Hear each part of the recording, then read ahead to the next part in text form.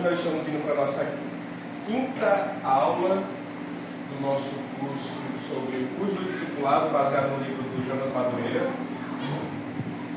Um ótimo livro, por sinal. Ele é muito profundo, foi uma surpresa para mim, uma grata surpresa, porque eu não estava esperando isso.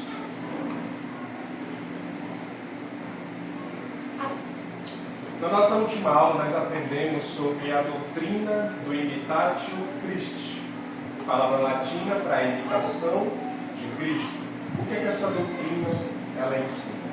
Ela ensina que há um custo a ser pago para você ser um discípulo, no sentido de nafol, seguidor de Cristo, e no sentido de ignater, que é aquele que ajuda a outra pessoa a seguir Cristo. E esse custo é o quê? É você mesmo ser um seguidor de Cristo. Não tem como você ser um seguidor de Cristo sem imitar. Mas, assim como muitos mestres da antiguidade, Jesus Cristo, ele não deixou nada escrito.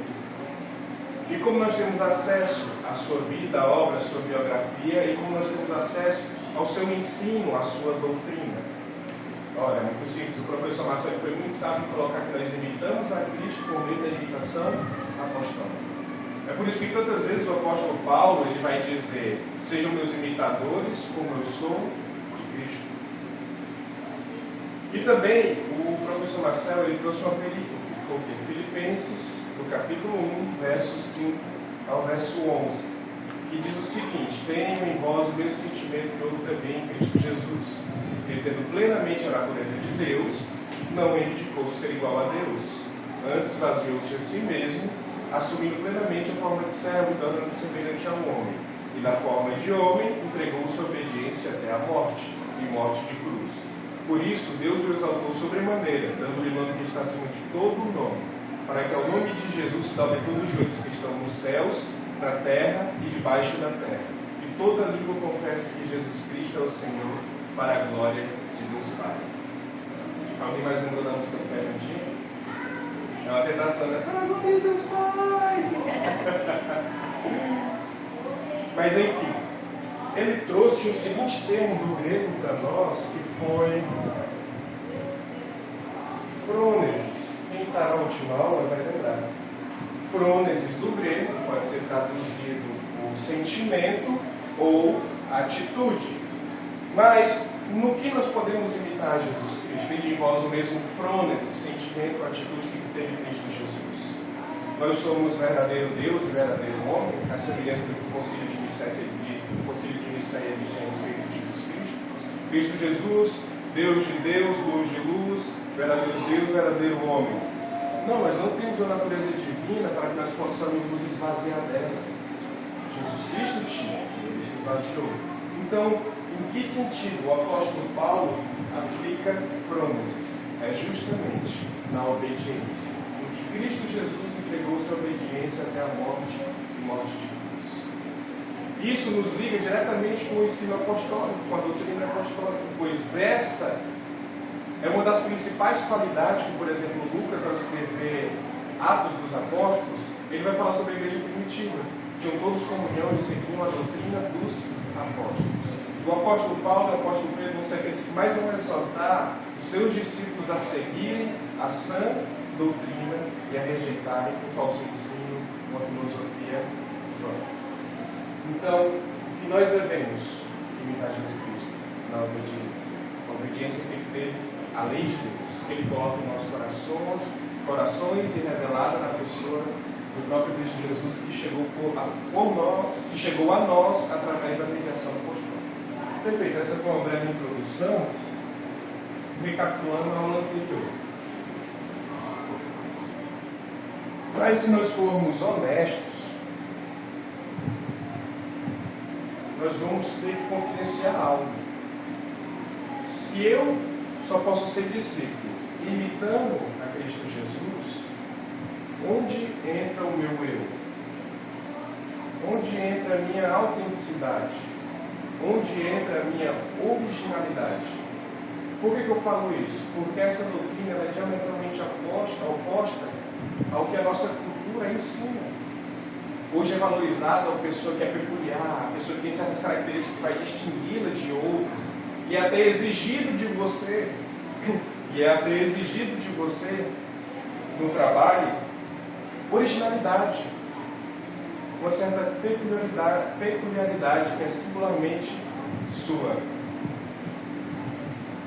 Mas, inclusive para ilustrar isso, no começo da minha caminhada, nos meus 18 anos, tinha uma amiga, antes de eu me tornar cristão, e ela continuou sendo minha amiga depois que eu me tornei cristão. E passaram alguns meses, ela também se tornou cristã. Mas ela foi muito franca quando certa noite ela chegou para mim e falou assim: eu quero ser cristã, mas eu não quero ser cristã como todos são cristãos, eu não quero ficar imitando as outras pessoas. Isso é real, uma ilustração real. Eu não me imagino deixando de praticar os meus rituais matutinos, meus rituais noturnos antes de dormir. Eu não me imagino deixando de falar como eu falo, de agir como eu ajo. Naquela época eu não sabia como responder essa objeção que ela levantou. Foi uma objeção sincera, foi uma objeção legítima. Todos nós que somos honestos conosco mesmo, nós vamos falar. Mas onde é que eu fico? Se eu só posso ser discípulo pagando esse preço, o preço da imitação de Cristo. Ô Clécio, consegue pegar o microfone para mim? Acabei de perceber isso assim. Todos que formos francos, vamos assumir essa questão e a legitimidade dela. E como é que nós podemos responder isso? Howard Hendricks, no seu livro Como o Ferro Afia Ferro, ele fala sobre a seguinte situação. Ele estava entrando numa barbearia e ele encontrou uma criança lá. E ele perguntou: a língua que você só perguntou lá.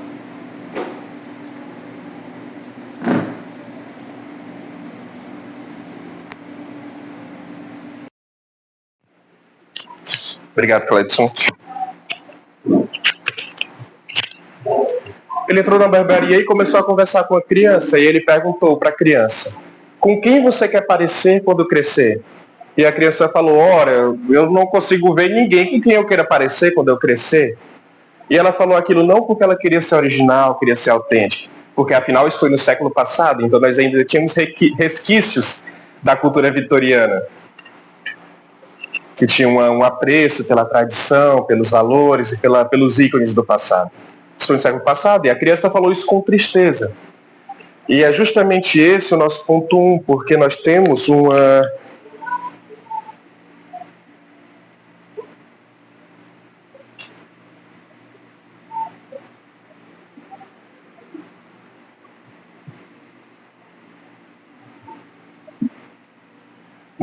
civilização sem heróis. Por que eu digo isso? Essa é a própria constatação a que o Jonas Madureira chega. Porque numa cultura onde a primazia é pela originalidade, pelo meu eu, para que eu seja autêntico, para que eu seja peculiar, não tem ninguém quem eu possa me referenciar. Absolutamente ninguém. Eu não tenho necessidade de procurar uma referência no passado, no meu pai, na minha mãe, naquele professor sábio, naquele professor sagaz, naquele pastor, naquele reverendo, naquele missionário, naquele presidente, naquele rei. Eu perco todas as minhas referências. E a gente sabe que se for assim, e o que acontece no mundo reflete dentro da igreja, e se nós refletirmos isso na igreja, cada um quisermos ser originais, perspicazes, peculiares, o que é que vai acontecer? Nós não vamos ter uma igreja orgânica, como o apóstolo Paulo, ele fala em suas epístolas. Nós não vamos ter um pé, uma mão, um braço, um tórax, uma cabeça, que é Cristo Jesus, como ele fala em Colossenses, capítulo 1, verso 10. Nós vamos ter uma quimera feia, horrorosa, com 3 braços, 5 cabeças. E a Igreja de Jesus Cristo, ela não é assim. Logo, nós não podemos abraçar essa cultura da originalidade e da autenticidade. E o que a Igreja oferece como antítese a isso? Porque nós temos que nos colocar em diálogo e em oposição contra essa cultura, que, como a gente sabe, ela é nefasta. Para isso, nós temos que voltar na nossa aula de teologia sistemática e falar sobre a natureza da Igreja. O que é a Igreja?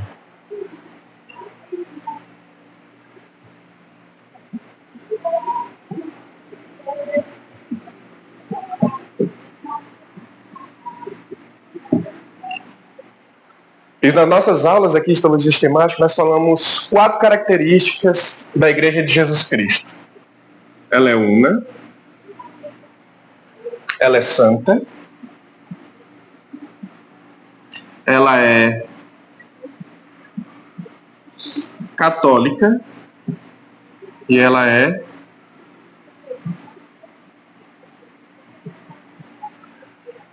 apostólica.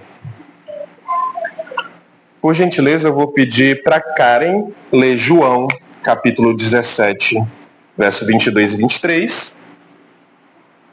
Aí só aguarda um pouquinho, viu, Karen? João, capítulo 17, 22 a 23. Para Rícia, abre em Apocalipse, capítulo 7. Perdão, Rícia. Capítulo 19, verso 7 e verso 8. E vou pedir para o Cledson deixar a Bíblia dele aberta em Efésios, capítulo 2, verso 13 e verso 16. Pode ler, Karen. Efésios, capítulo 2, verso 13 e verso 16. Apocalipse 19, verso 7 e verso 8. Eu me fiz a sua glória e fui pensar, para contribuir como novos sons. Eu dei, fui assim que sejam aperfeiçoados na verdade, para que muitos conheçam, entusiastas, enganados, como também amados. Amém. Perfeito. Então Jesus Cristo, ele orou pela unidade da igreja. Agora, é possível que Jesus Cristo tenha feito alguma oração e ela não tenha sido atendida? Definitivamente não. E nós trabalhamos essa perícope na nossa aula de teologia sistemática, falando que a unidade da igreja, ela é ad perpetuum. Ela é perpétua e será por toda a eternidade também. Então, ela é una. A igreja é santa. Pode ler, Lícia. Alegremos-nos em Deus e demos a glória. Porque são chegadas a todos os poderes, cuja esposa a si mesmo já se fazia, pois lhe foi dado vestir de infiníssimo, resplandecente e puro, porque o infiníssimo são os atos de justiça dos santos. Que maravilha. Vejam bem, a noiva ela foi escolhida por Jesus Cristo. Jesus Cristo a preparou e a paramentou. E o que mais essa perícope vai falar a respeito do linho da noiva, do vestido de linho da noiva? São os atos de justiça dos santos. Muita gente pode objetar e dizer o quê? Ah, mas tem tal pastor que é pedófilo, que é um estelionatário. Tem pastor X, Y, irmão X e Y. Mas o que Jesus Cristo diz, o que Jesus Cristo revelou ao apóstolo João, é que no final dos tempos, essa noiva será uma esposa e ela estará revestida de atos de justiça. Portanto, a igreja é hoje santa e continuará a ser santa novamente, ad perpétuo, por toda a eternidade. Cleves, pode ler, por gentileza. Efésios capítulo 2, verso 13 e verso 16. 3 e 16, Isso.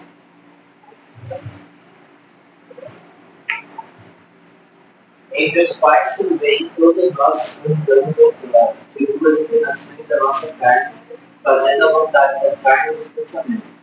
E éramos por natureza filhos da ira, como também por mais. É 2, 3, 13 e 16?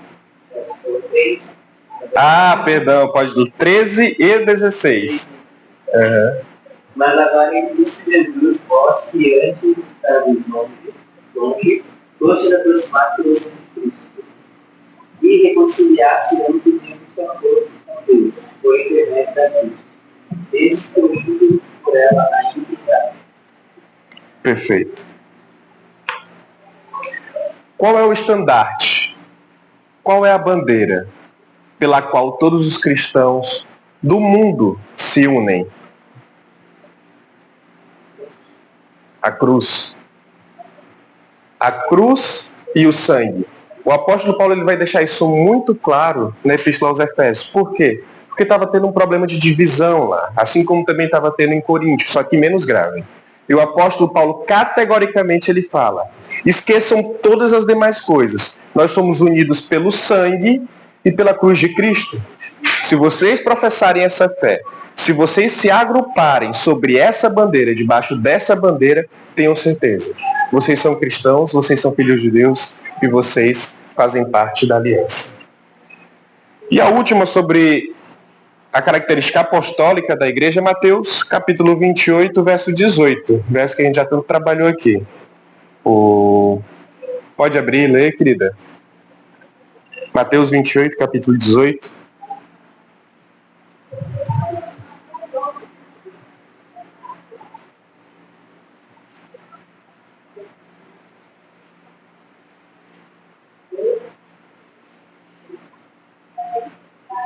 Jesus, aproximando-se, falou-lhes, dizendo: toda a autoridade me foi dada no céu e na terra. Perfeito, é isso aí. Então a igreja de Cristo, além de todas essas coisas aqui, ela é comissionada. Ela recebeu uma missão divina. Ela foi enviada por Cristo. A quê? A ir e fazer discípulos, que é uma período que a gente tem tanto trabalhado no nosso curso. Perfeito. Deixando de falar sobre a natureza da igreja, agora nós vamos falar sobre o propósito dela.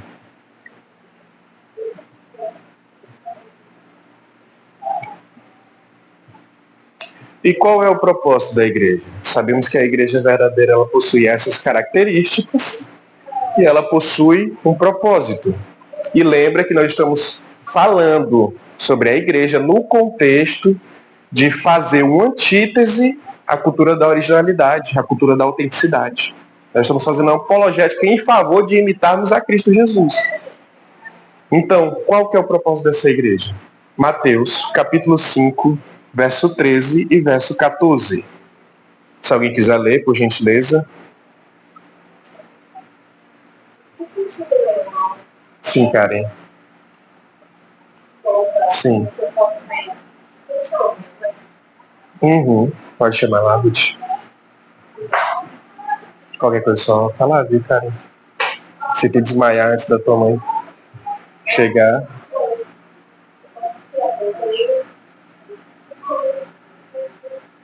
Tá bom. E qual que é esse propósito? Pode ler, Cleiton. Mateus 5, né? Isso, Mateus 5, 13 e 14. Vós sois o sal da terra. Ora, se o sal vier a ser discípulo, como ele desfalará do sabor? E para nada mais presta, senão para isso, lançar fora os olhos dos homens. Vós sois a luz do mundo, não se pode esconder essa atividade. Maravilha, isso é perfeito.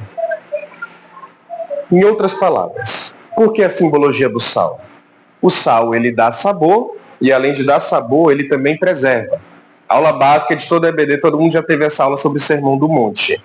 Então o sal dá sabor e ele preserva, ele é o tempero sobre as coisas do mundo. E é a luz do mundo, a cidade edificada sobre o monte que não se pode esconder. Ou seja, a igreja está aí aposta para ser vista por todos como estandarte de Cristo, para agrupar todos os santos e condenar o mal no mundo. Agora, para mim assumir que a igreja, que o cristão, ele é luz do mundo e sal da terra, eu tenho que pressupor algo. Tenho que pressupor pelo menos duas coisas. Se eu pressuponho que eu sou sal, que a igreja é sal, quer dizer, se eu afirmo que a igreja é sal, eu pressuponho que o mundo e essa cultura está podre. Não há diálogos, não há pontes. Há muitos outros temas que há diálogo, que há ponte. Mas nisso que estamos falando a respeito da autenticidade, eu querer reafirmar o meu eu acima do senhorio de Cristo, não há negociação. Então, eu sou sal, eu preservo. Então eu assumo a pressuposição de que essa filosofia, essa ideia moderna está podre. Se eu assumo, afirmo que eu sou luz do mundo, que eu sou um cristão, que a igreja é a luz do mundo, uma cidade edificada sobre o monte, eu pressuponho que o mundo está em trevas. Logo, vocês podem ver que não pode haver diálogo e tampouco pode haver também inércia da nossa parte. Isso vai nos levar a nos afirmarmos em Cristo, nos revestirmos dele, como o apóstolo Paulo fala em Efésios 5, e também laborarmos, trabalharmos firmemente. Por quê? Mateus capítulo 10, verso 25, e esse não precisa abrir. Eu vou só escrever aqui.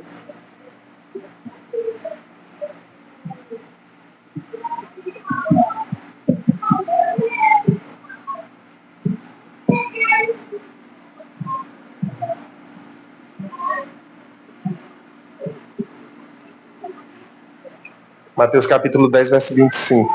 Basta ao discípulo, e aqui é o próprio Jesus falando aos seus discípulos, basta ao discípulo ser como o seu mestre. Então, definitivamente, nós negamos essa cultura. Nós negamos essa filosofia, essa característica que o mundo requer de nós. Não há diálogo, não há conversa. Há sim uma sobreposição da cultura cristã, há sim uma sobreposição do reino, do sal e da luz, do reino de Cristo. Aqui nós terminamos o nosso primeiro ponto.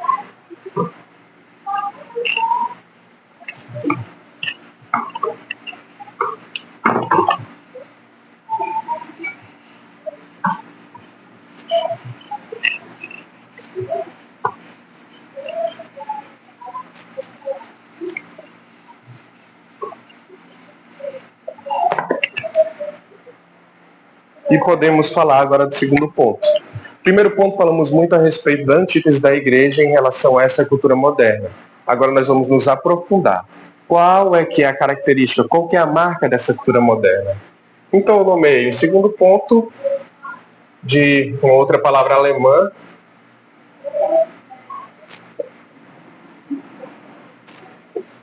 que o Clédson vai gostar, né, Clédson?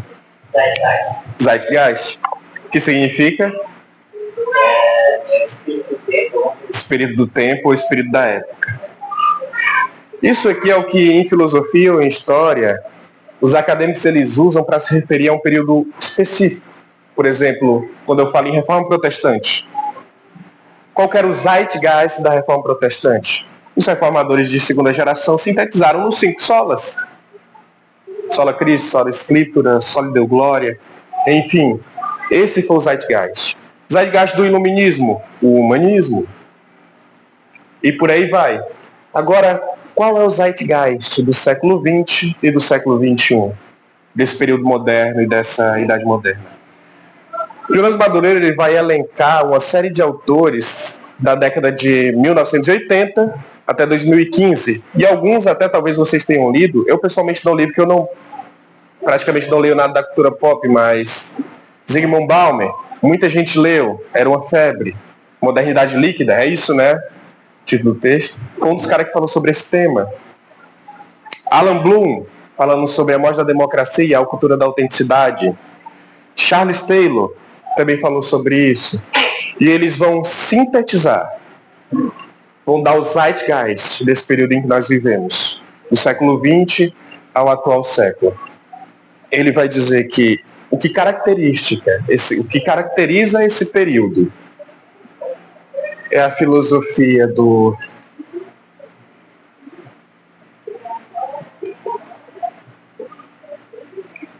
relativismo e um forte desejo por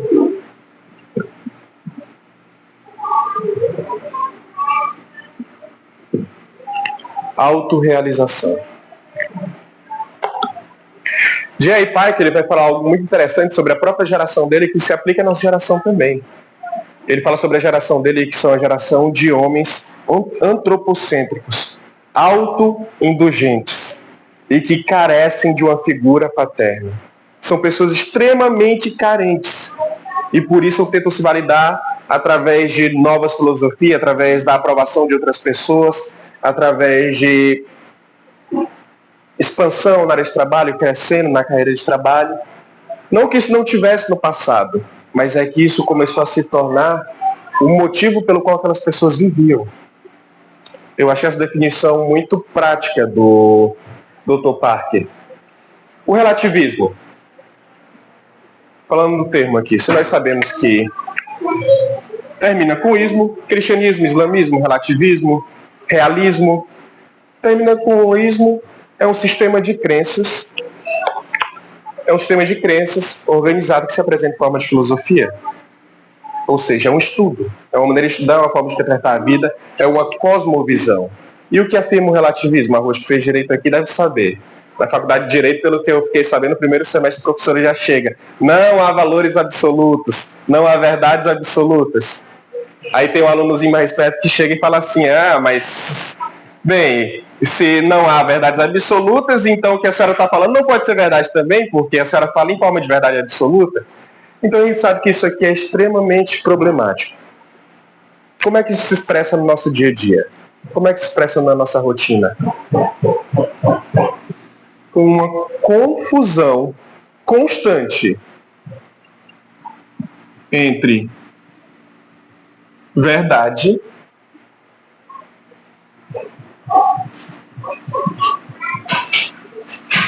e opinião.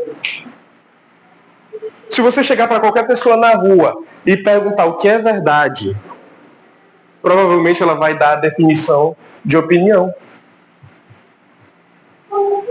Se você perguntar para uma pessoa o que é uma opinião, ela vai dizer é o que me forma, é o que eu sou. É muito comum você estar em certos debates, em alguns ciclos, conversando com algumas pessoas, e você está falando sobre algo transcendente, algo imanente que não vai mudar.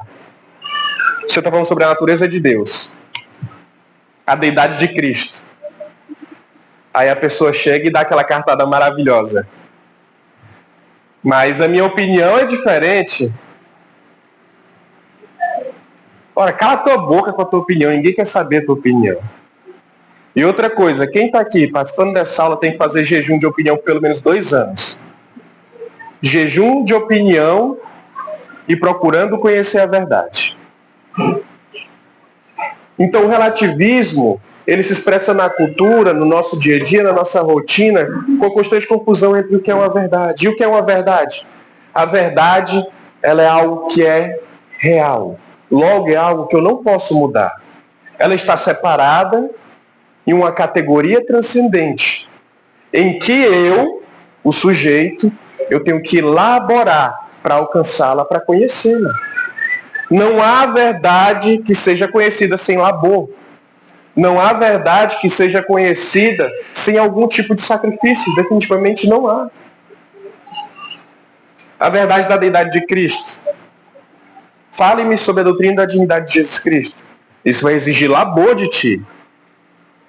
Você não vai receber um dia, um belo dia você vai estar andando e essa verdade vai cair sobre a sua cabeça. Não. É laboroso o conhecimento da verdade. O conhecimento das coisas, tal como elas são, o realismo, por exemplo, vai exigir labor. E o que é uma opinião? As conclusões que você faz mediante a sua experiência pessoal.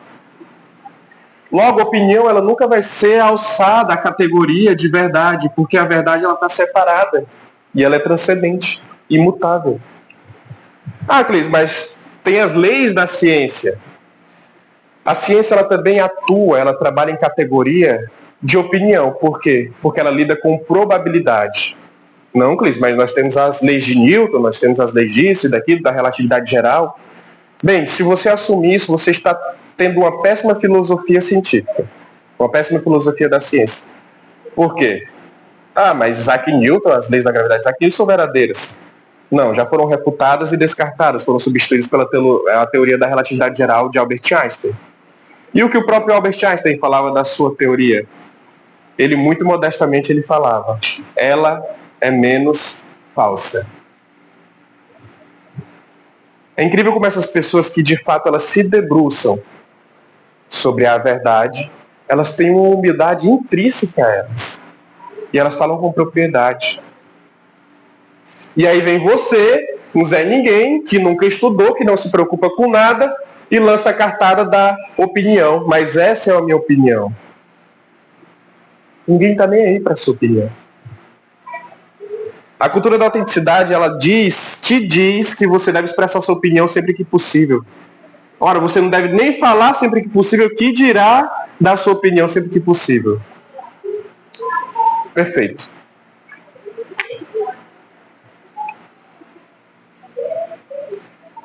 A gente vai para a terceira subdivisão da parte 2, que ela vai falar justamente sobre o declínio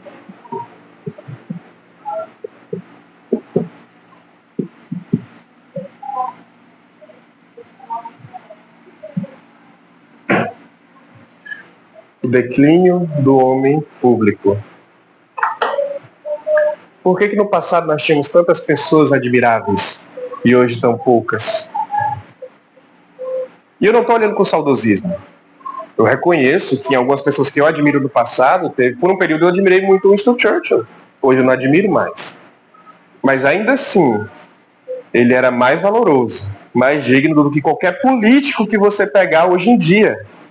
Qualquer político que esteja atualmente em cargo ou não.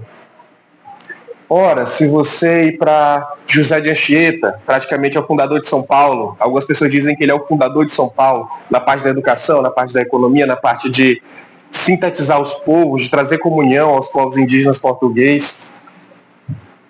Alguma outra pessoa, José Bonifácio, primeiro-ministro do Brasil Imperial, a primeira pessoa que idealizou o Brasil Império. E ele falou, não, o Brasil hoje já é maior que o Império Romano. Nós precisamos de independência, porque nós somos um povo diferente. Nós vamos superar a Grécia nesse sentido. Por que havia tantas pessoas admiráveis no passado e eu estou pouca? Porque eles começaram a abraçar o relativismo. Porque o que eles começaram a procurar foi a autorrealização. Hoje você pode procurar em qualquer lugar, mesmo dentro da igreja. É difícil você achar alguém em quem se espelhar. O que confirma, com o nosso ponto 1, nós somos uma civilização sem heróis. Mas a nossa referência, ela está em Cristo. Mas se ela não estiver, nós vamos cair em declínio, em desgaste, numa tristeza moral e referencial sem igual. Nós precisamos dessa paideia. Nós precisamos desses homens admiráveis. E nós precisamos constantemente olhar para Cristo Jesus. E com isso, eu encerro o nosso ponto 2. Ficou bem clara a relação entre a filosofia relativista e o declínio do homem público? Perfeito? Alguma pergunta, dúvida, comentário? Perfeito.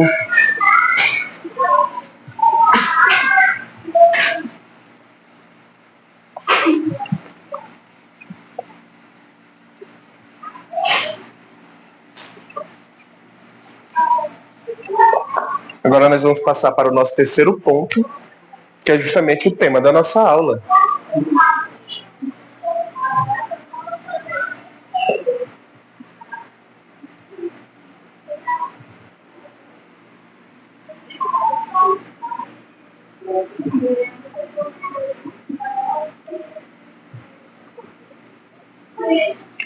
Sinceridade e autenticidade.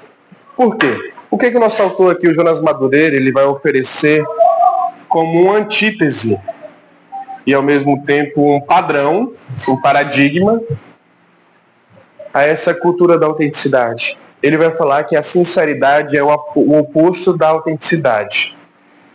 E ele vai usar dois autores bem conhecidos para mostrar a relação paradigmática entre as duas, e eu vou estar lendo aqui para vocês. Ele vai usar o Santo Agostinho como paradigma da sinceridade, e ele vai usar o Jean-Jacques Rousseau como paradigma da autenticidade. E a diferença entre as duas vai ficar bem clara para vocês. Santo Agostinho vai dizer, em seu livro As Confissões, que eu te conheça, ó conhecedor de mim, que eu te conheça tal como sou conhecido por ti. Ó virtude da minha alma, entra nela e molde-a a ti, para que eu tenhas e a possua sem mancha nem ruga.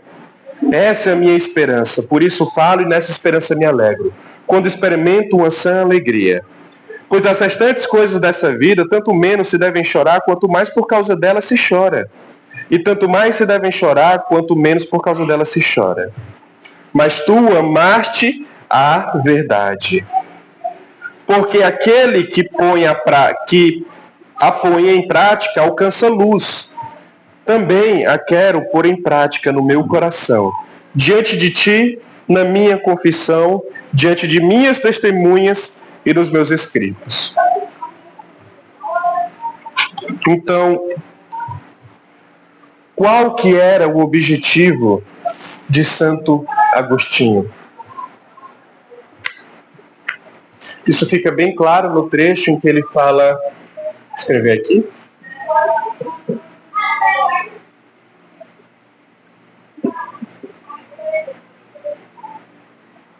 Isso fica bem claro no trecho que ele diz: ó virtude da minha alma, entra nela e molde-a a ti.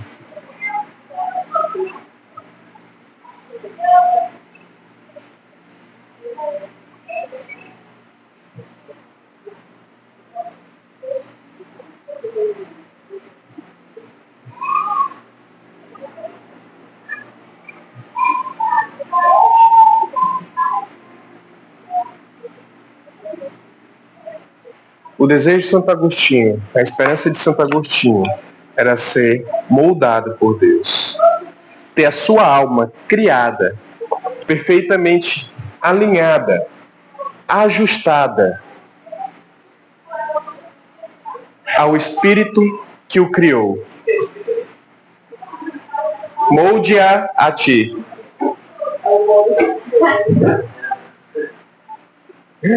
Ficou parecendo um D, é verdade. Essa era a esperança de Santo Agostinho, era isso que ele espera. E em função disso, ele vivia todos os dias da sua vida, que é a última estrofe que ele fala, sobre as coisas pelas quais se vale a pena chorar e as que não se vale a pena chorar. Então esse era o desejo dele e era a esperança dele. Agora as confissões de Rousseau. O que ele vai dizer?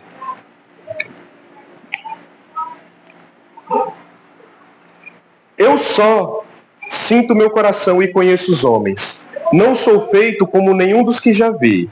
E ouso crer que não sou feito como nenhum dos que existem. Se não sou o melhor, sou pelo menos diferente. E só depois de me haver lido é que poderá alguém julgar se a natureza fez bem ou mal em quebrar a forma em que me moldou. Soe quanto quiser a trombeta do juízo final. Virei com este livro nas mãos, comparecer diante do soberano juiz e direi altivo: eis o que fiz, o que pensei, o que fui.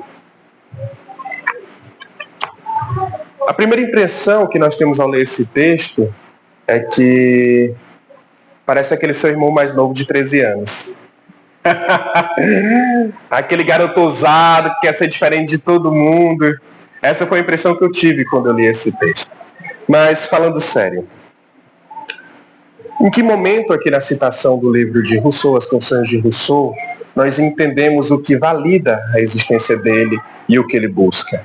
É quando ele diz: se não sou o melhor, sou pelo menos diferente. Não vou escrever aqui, vou só escrever o nome dele.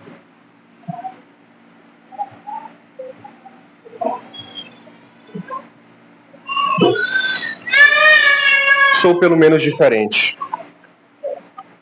Então ele não está preocupado com padrões.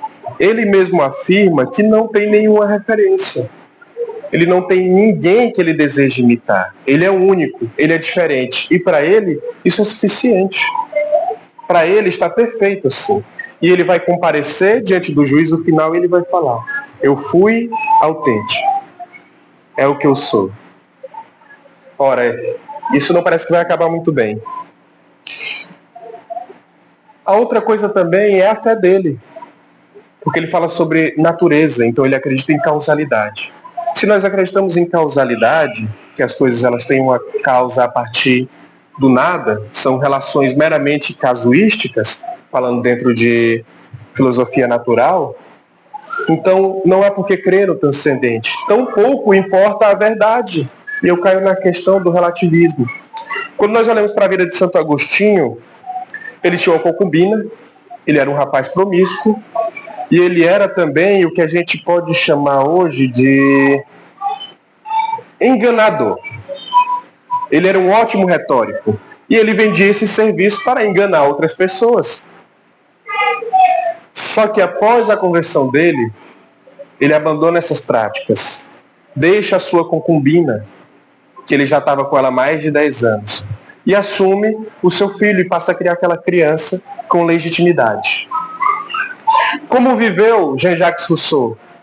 Teve inúmeros filhos, não criou nenhum deles, doou todos eles, e esse cara escreveu um tratado sobre, na verdade foi uma literatura, sobre educação.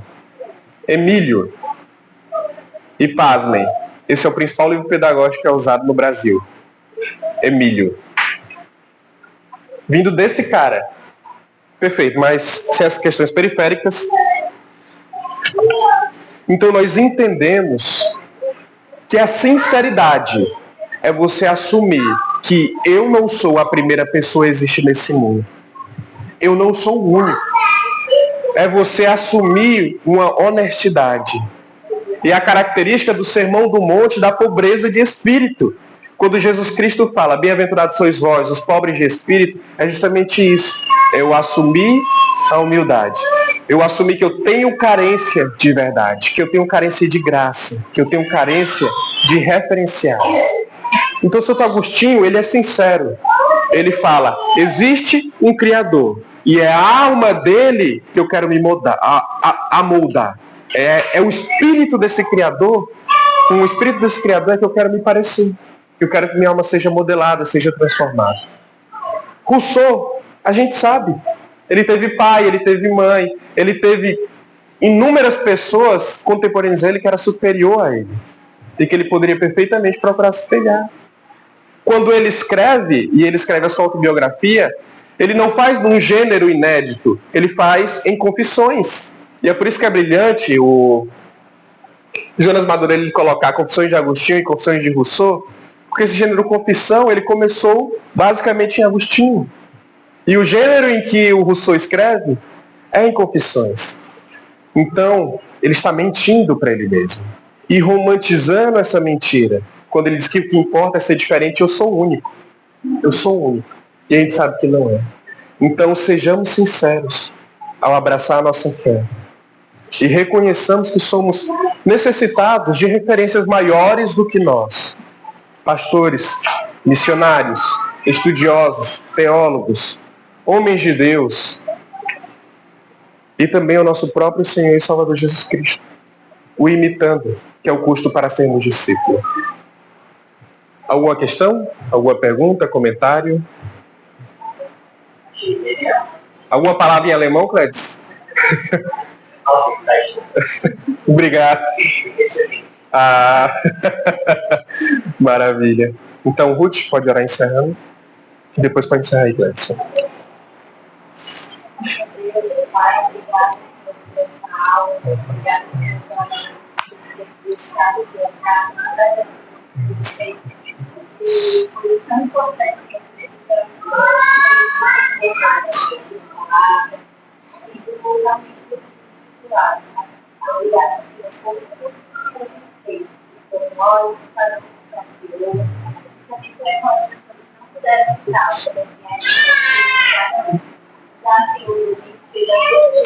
Aleluia.